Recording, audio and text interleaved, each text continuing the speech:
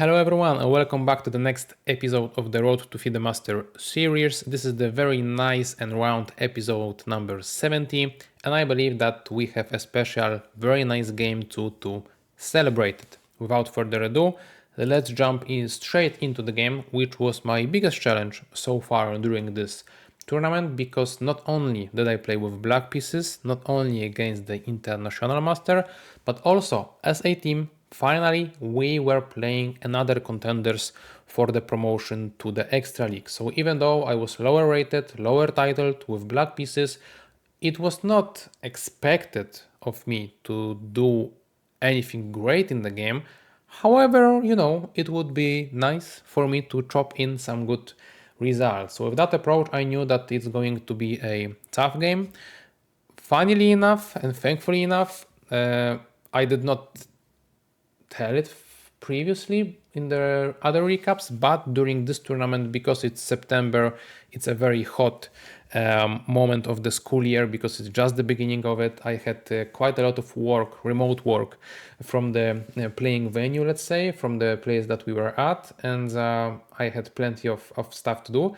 My opponent, even though he does not work with chess full-time, also had a lot of work in his remote job or wherever. So funnily enough, we were playing this game in the afternoon, but before that we were actually two only guys in the, let's say, hotel library doing our own stuff for work. So not actually preparing against each other, but working, next to each other, sitting, chatting, smiling, and having laugh. So it was kind of an unexpected experience, to be honest, because not that often you can chill for a few hours with your opponent from the afternoon and do everything but chess during that time. Kind of counterintuitive, you may say, but okay, enough of that. Let's jump straight into the game, because this is something that you want to see. So my opponent opted for e4. Since my opponent is higher rated, I wanted to play something solid and let him take the initiative and push for a win. So e5 seems like a natural choice. You will not see Sicilian this time. Knight f3, knight c6. In here I expected plenty of choices, because as an international master he had plenty of games in many different systems, Ruy Lopez, Italians, you name it. However, against me he chose knight c3 followed by bishop e2. So it kind of tells you the story of all the stuff I've told you before the game, meaning that he had quite a lot of work outside of chess, therefore was unable to prepare the most sharp lines and whatnot. But the point is that still, because I am not that familiar with e4, e5 openings, it was surprising to me. I knew that I should not be in trouble, but how to react it, I mean, I had to figure it out, right? So bishop d2 obviously does not fight for the d4, d5 square. It does not push pressure onto the knight. So yeah, I felt, let's do it. Let's just push d5 and claim the space in the center. He took, I took, he castled, and now I was debating what to do. And I kind of found the idea that maybe was in his mind, meaning that after bishop e7, which seems like a natural developing move, he can play bishop b5, putting the pressure to the pin, to the pawn, and with the king castled already, rook e1 might be on the menu too, and it gave me the Scotch game vibe a little bit, but with the different colors, and I am the one that likes Scotch overall, so it seemed like in here I would be also liking my position. But what I was really unsure whether or not it's his deep preparation or light preparation, because exemplary variation will be like this: takes, 95, bishop d6, maybe putting some pressure, taking the pawn is risky, so maybe d4, but as I've said, I don't know if this is something he prepared or not.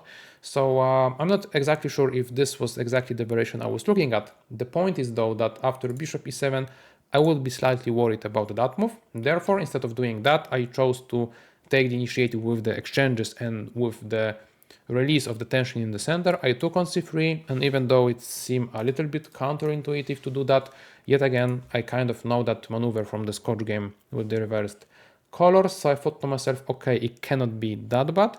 And after bc3, I had bishop d6 possibility, which I would not have if I wanted to play it already, which is for the obvious reasons. So yeah, I took, he took back bishop d6, d4, usual stuff, takes, castle, and at this point rather quickly my opponent continued with c4. The move that you don't normally see in the, as I've said, Scotch game with the reversed colors, mostly because the bishop there is not on e2, rather b5, because he was just putting the pressure. Just to show you the lines I'm referring to, I will go back to the very beginning of the game, switch the port. So yeah, this is the, let's say, Scotch game if the d4 is played. Bishop b4, pinning the knight, as you can tell, hitting the pawn. There, white does what I did in the game, meaning takes, bishop d5, bishop d3, sorry, d5, takes, castle. So scenario very similar to the one that we had in the game.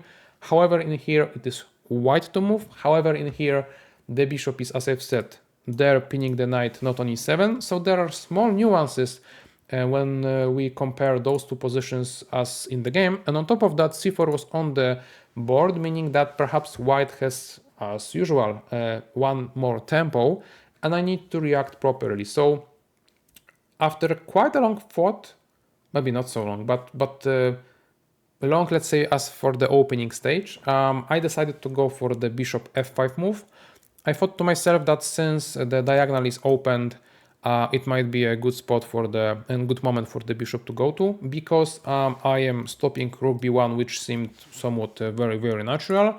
I am kind of exploiting the fact that this diagonal was not covered by the bishop, which seems passive, and so on. So this was an okay, I guess, move from myself, and I got the confirmation of the fact that it was a right move, because even though until that point my opponent played rather fast, in here he has spent 35 minutes thinking.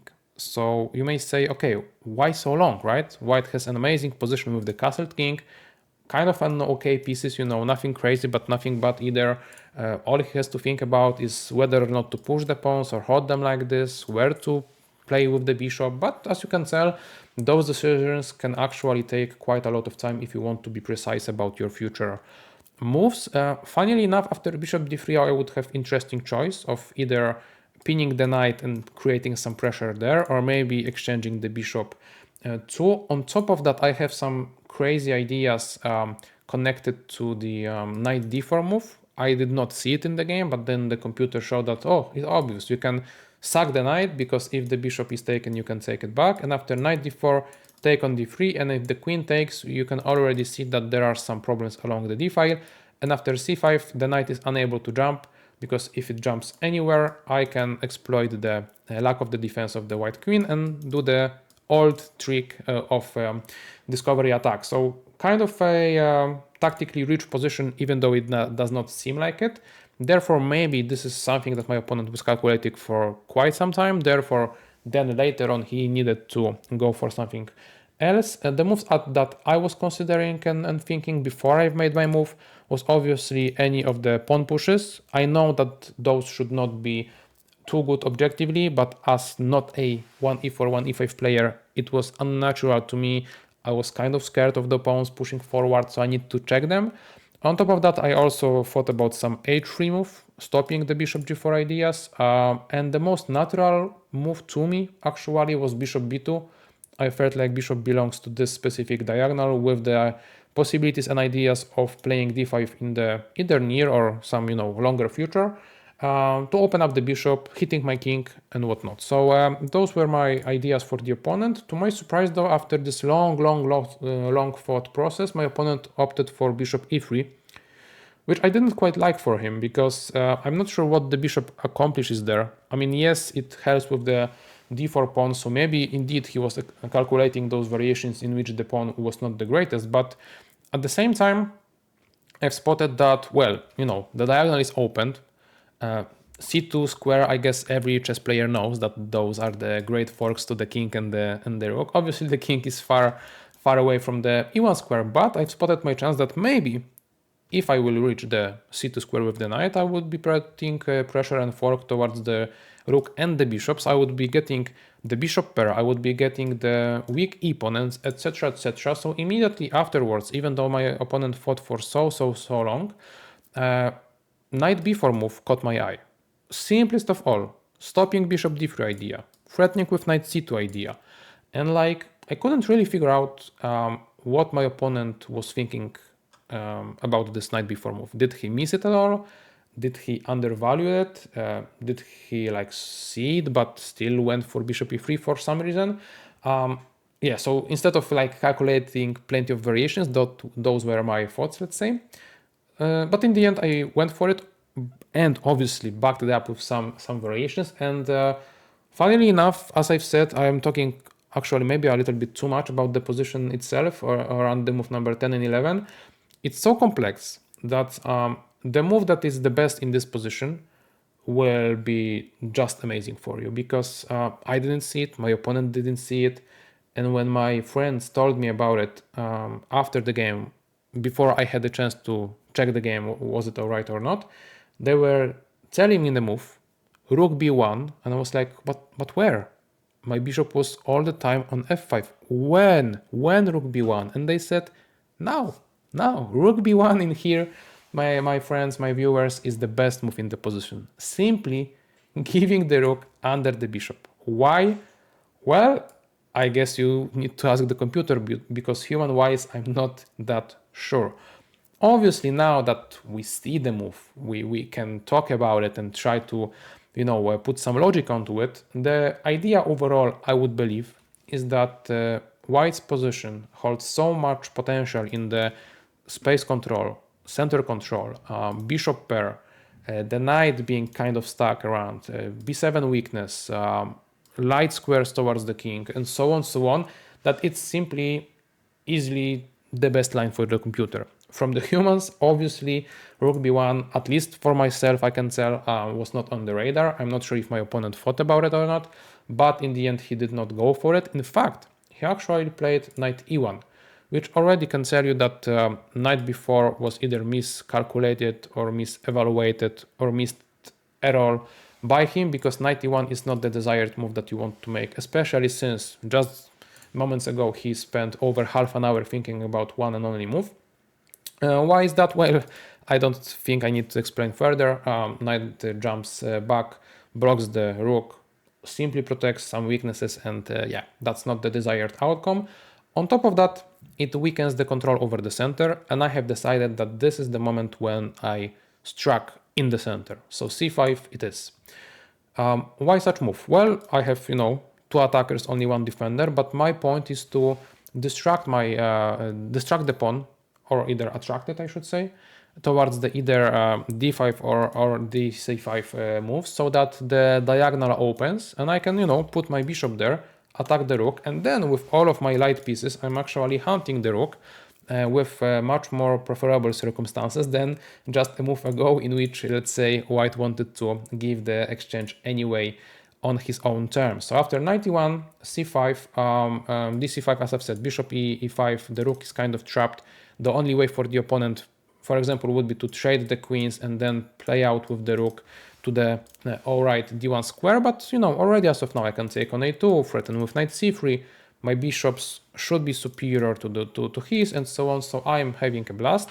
Therefore dc5 was not a threat, and d5 seemed somewhat logical, because if I continue with bishop e5, bishop takes c5 happens, so yes, I am hitting the rook, but both my knight and the rook is also hit, and the most straightforward approach, which would be takes, and then obviously takes in here first, queen f8, queen a1, seems like it's simply not enough for me to claim a full compensation for the pawn that I've lost on c5, because if I even like put the rook to the open file, he can play bishop f3 maybe, and yes, I have the control, yes, this knight is blocking the rook, yes, I might create some blockade around the dark squares, or maybe even put some pressure towards the pawn. Is it enough though to claim that I'm alright? It's, still under, we would need to think about it further, and I was unable to do so from so much distance. Therefore, and on top of that, I found a better version of the variation, let's say.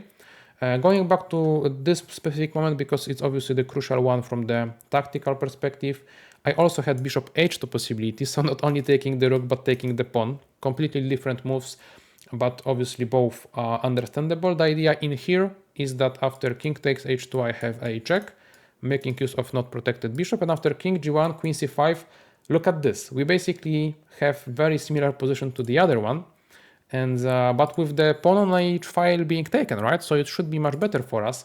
Apparently, and finally, it's not the case.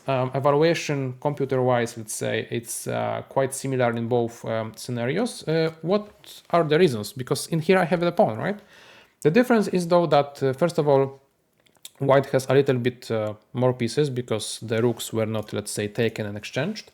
On top of that, his pieces placement is a little bit better because bishop did not have to go to f3. It still protects the pawn, therefore allows the knight to go away. If the knight goes away, it jumps here to d4, hitting my bishop. So coordination overall seems like it was worth the pawn lost on h2. So pretty complex position. I will repeat myself, but that is simply the truth. So both variations, I guess, for my opponent were all right.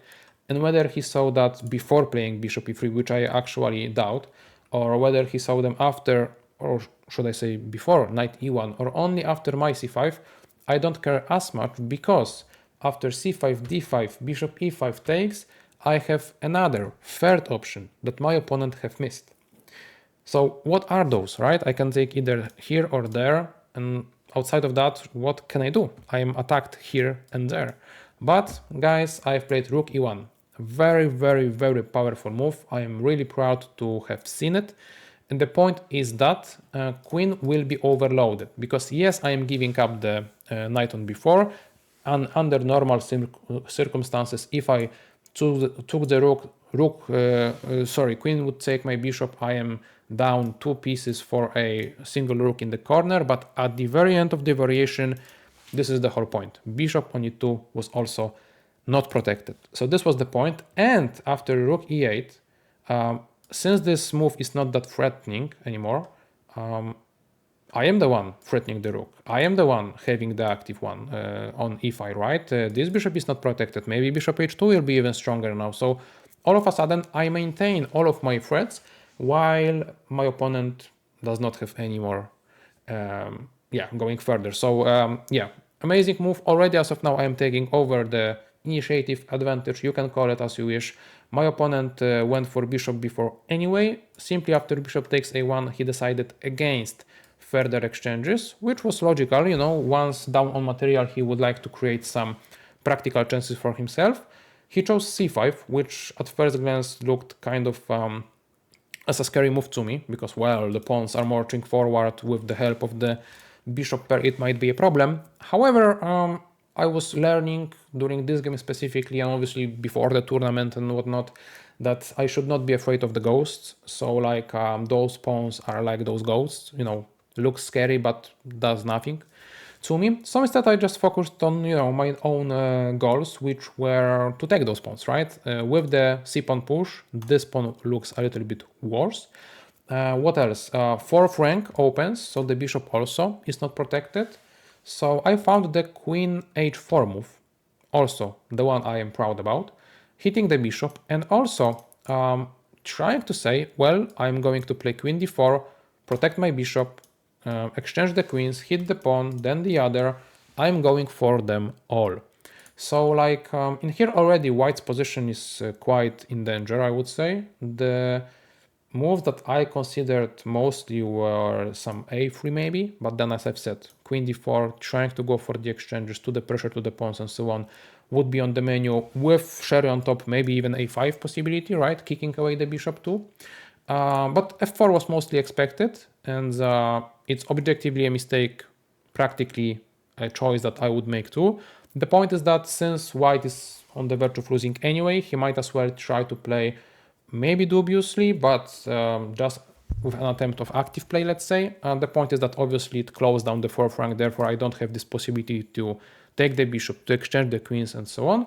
But I can now simply go to f6 and try to do that with queen d4 now, especially since the diagonal has opened. So you might say that this queen h4, queen f6 maneuver was combined with the disappearing move. It's like queen h4 did not exist. It was simply played to provoke f4, which is kind of a significant weakness. So yet again, strategically speaking, a good choice from me. Follow-up for white was natural. Firstly, he blocked the fourth rank. Now he is willing to develop the knight to protect the square, but since my queen is already on the good diagonal, I can finally bring the bishop back to life, and I've decided to play bishop c3, offering a trade that obviously from the practical reasons white should avoid, so he played bishop a3. And in here I thought about it, and I cannot really recall the arguments against them. Bishop b2 was the move I thought about. Yet again, trying to, exchange the bishops, because after bishop b4, the difference is now that I have a5 with the bishop covering the a3 square so that the white bishop cannot go there.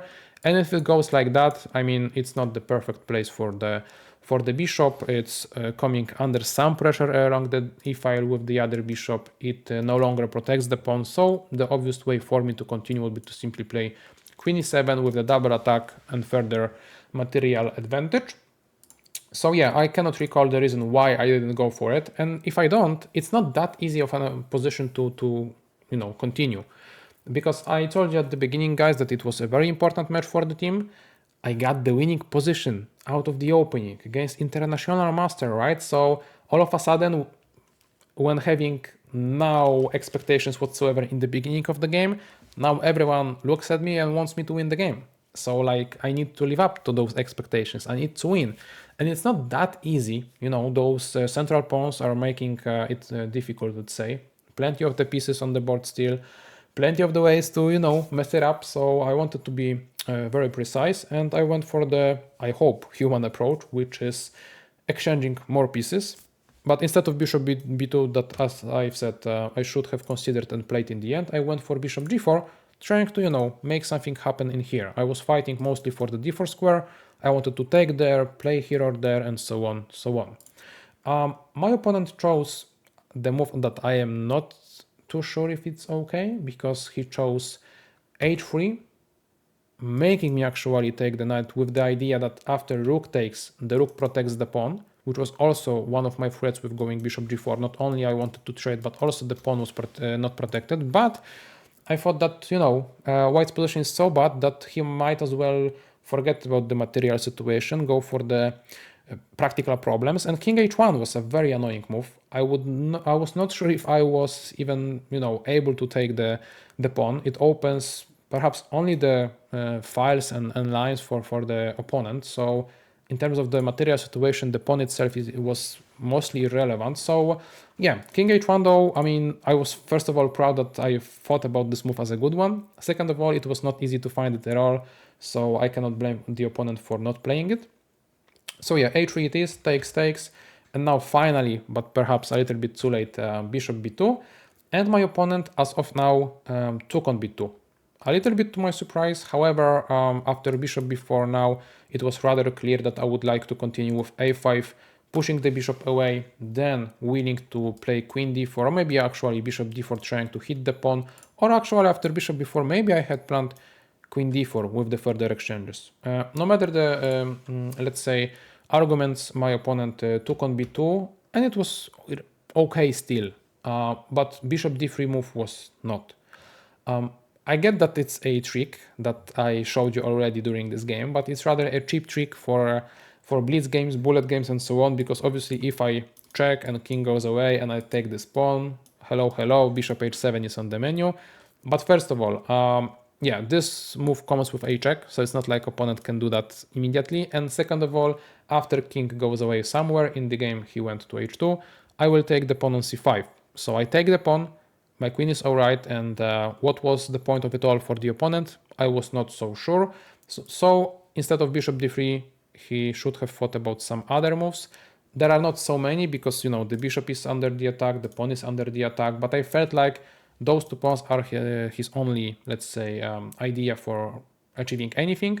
So maybe rook f2, giving up the pawn, making some, threats like this would be alright. I could not take the pawn, maybe he then can regroup, play like this and that, make any use of the pawn whatsoever. I don't know. Practically, I felt like this is much better version, but in the game after this and that, I felt kind of alright, out of desperation, I guess he tried to deliver something there, but I, prophylactically played few moves, made my positioning of the pieces better, exchanged the queens, and in here it's just a question of when rather than if, even though my hands were a little bit still shaky because I was on the verge of getting one of my biggest wins in the lifetime of a chess player actually. It seems quite strange to say that when you are 2250 and you are playing an international master with not the best rating of 2350, but yes, that's true. In the classical game, I have never won against any grandmaster. I have won against some IM or maybe one or two, but with much lower rated, right? So past their prime for decades, older guys, let's say. I have not won against pretty solid international master ever before during the classical game. Funny enough, for some, for me it was not, quite a long time to wait for such a win. And it's not like I was not capable of doing that. I have just not put myself into such position to be able to play them. And then from playing, I would actually be, I guess, winning against them. So yeah, after I came back and I'm, recording those analysis for you guys, I guess this is my new reality that I have more and more chances of doing that. And this one I took, right? So that's an amazing feature for me. On top of that, I obviously helped a lot with the team and yeah, just play out the moves until the end, I guess, because still there are some moves to be shown. Obviously the pawn is somewhat annoying, but with some regroup, getting the space advantage, pushing my 2 against 1 advantage on the queen side, I was in the end able to claim the win. Because I transposed the pawn structure in a sense that I gave one of my pawns away, which was not relevant that much because I can still push that one, kick away the bishop, take this one, and on top of that I took, yet another pawn. So yeah, that was the moment when my opponent resigned. I won the game against international master, I will repeat myself, with the black pieces, helping my team a lot. Unfortunately, we did not win that match, even though I gave my best effort, because as I've said, it was a tough pairing, let's say, but yeah, I will happily take that after so many scrappy wins and draws in that tournament, basically having a lot of luck in every other game. It was really nice to finally claim the win, the full point, not thanks to the luck, but thanks to my own level of play. Amazing stuff, amazing achievement, and yeah, full of even better hopes and feelings. I went into the last third of the tournament, let's say, together with the team, also with the high hopes for the finish. So yeah, that's the analysis to start off the next week of the analysis on my channel. If you are new around here and you liked that one, please make to subscribe. All the analysis from the past few months are incoming in the future weeks. And if you liked this game particularly, leave a like too. I will be happy to acknowledge that some of the people in here like my achievement of beating an IM. That's that. Thank you all for watching this one. We'll see each other tomorrow for the next interesting game. And as of now, thank you all for watching. Bye bye.